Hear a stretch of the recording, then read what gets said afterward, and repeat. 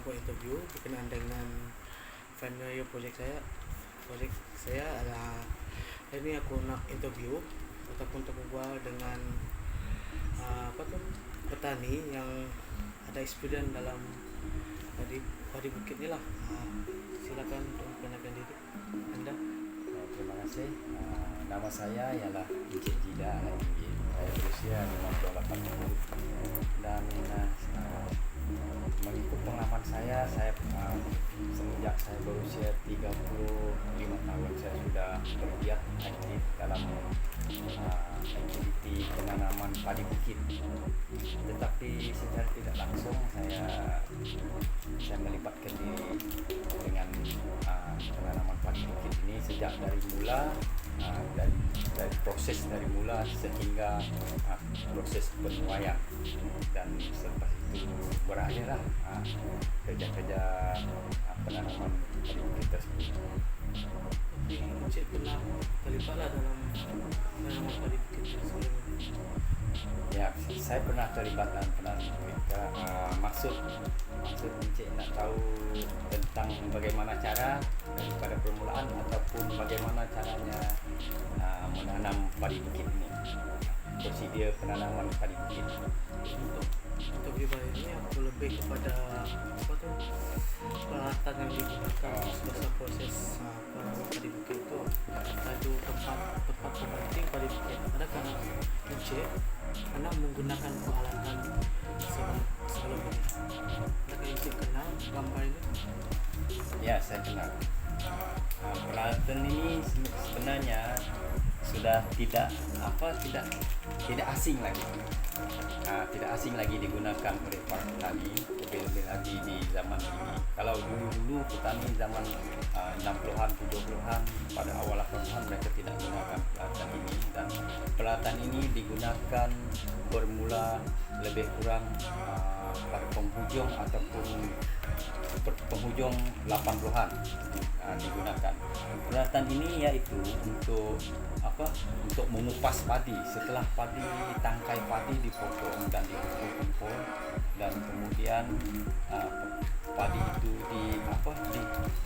dihempas ke peralatan ini. Kemudian biji-biji padi itu bertaburan di dalam satu bekas, yaitu satu kontainer yang dibuat daripada canvas di dalam, dan peralatan ini diletakkan di dalam canvas tersebut. Apa nama produk ini kalau tersilap? Kalau orang dulu panggil? Kalau orang dalam bahasa Bidayu ini dengan nama singkat, ya? Bukan nama singkat, nama yang digunakan adalah tanggak pengupas padi. Biasanya orang kampung, orang penanam padi kalau menyebut tentang peralatan ini adalah tanggak pengupas padi. Oke, untuk saluran kedua, beri pandangan Encik tentang produk sebelum ini. Maksudnya apa kekurangan produk ini, apa kelebihan produk ini? Kalau dibandingkan dengan sebelum peralatan ini digunakan, orang dulu menggunakan tangan. Tangkai padi tidak dipotong, tetapi dihiris, dipulas, dimasukkan ke dalam satu bakul yang kecil. Lepas itu dikumpul-kumpul, dan untuk memproses biji tersebut kita terpaksa menggunakan kaki, di atas tikar rotan, seperti orang menari ke menggunakan sehingga tangkai-tangkai padi itu lembu dan tinggal bijinya di atas tikar rotan. Tapi dengan peralatan ini kita tidak perlu menggunakan kaki lagi. Kita cuma potong tangkai, lepas itu hempas ke peralatan ini, kemudian dia kulit lembu jadi biji. Itu yang lebih senang daripada yang dulu. Apa masalah yang dihadapi semasa proses pengasingan biji padi daripada tangkai? Misalnya ada masalah sakit belakang kan, sebab dia kan produk ini kan terlalu rendah kan. Adakah risiko untuk sakit belakang ke selepas proses pengasingan biji daripada tangkai? Ya, itu sudah tentu. Kalau biasanya kalau padi itu berdiri tegak, biasanya orang akan potong berdiri juga. Tapi kebanyakan padi kalau buah dia lepas sekali, dia akan dia tumbang mengikut di tiup angin. Masa tu kita akan potong dan kita juga akan merasa tak elok di belakang. Dan lepas tu kalau kita nak lepas menggunakan peralatan ini juga ada rasa menggunakan tenaga. Kita kena hempas dengan cukup kuat tenaga, memerlukan tenaga.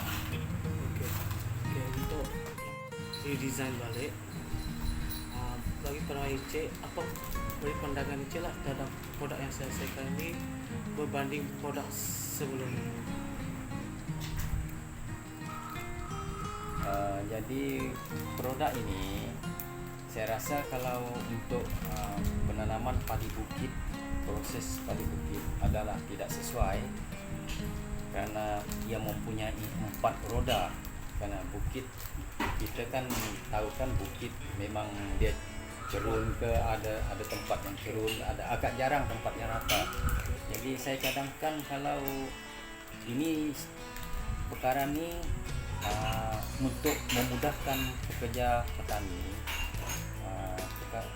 peralatan ini boleh digunakan dengan 2 roda dan di belakang tak perlu beroda. Kalau kita parkirkan di atas bukit, yang belakang kita boleh jadikan kita boleh menjadikan brake untuk menahan daripada dia berjalan. Itulah salah satu masalah yang dihadapi, apalagi selain kaki. Kalau yang segi lain apa yang perlu saya ubah daripada produk? Struktur dalam Struktur padi ini adalah produk sebelum produk yang saya desain. Kita akan pukul padi ke dalam ini nanti. Jadi biji padi itu akan keluar daripada corong dia. Jadi just letak guni je dalam di bawah ni, jadi dia memudahkan sikit. Kan kebiasaannya yang saya tahu lah berdasarkan experience saya, kan kalau mau muka padi tu biasanya padi tu akan bertaburan di mana-mana, jadi dia memperlambatkan proses ini. Dan apakah produk ini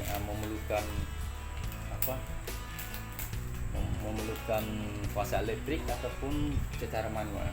Dia masih menggunakan secara manual lah. Manual ada seperti jenis pemutar. Total ada dia masih mengekalkan sistem yang lama seperti memukul, tapi dia lebih kepada dia sistematik lah, yang mempercepatkan proses sebelum daripada yang sekarang dijalankan lah. Baiklah, kalau peralatan ini lebih mudah daripada peralatan yang dulu yang biasa digunakan. Kita boleh membuat alternatif lain, dan peralatan ini jangan diletakkan di tengah-tengah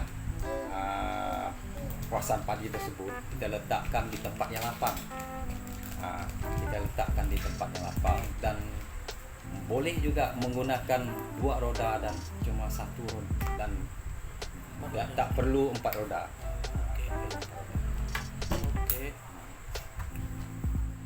Terima kasih karena luangkan masa bersama saya. Itu saja dari saya. Sekian.